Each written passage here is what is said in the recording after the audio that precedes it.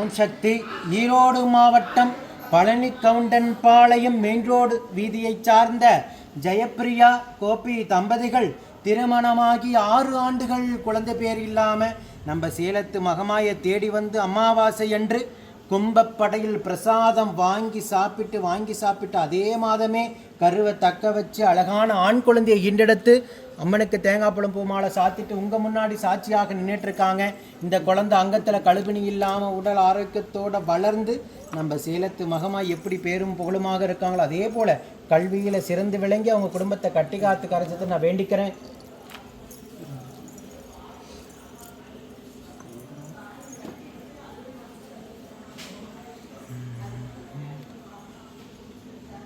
Video பார்க்கின்ற பக்த கோடி பெருமக்களாகி நீங்களும் வேண்டிக்கங்க.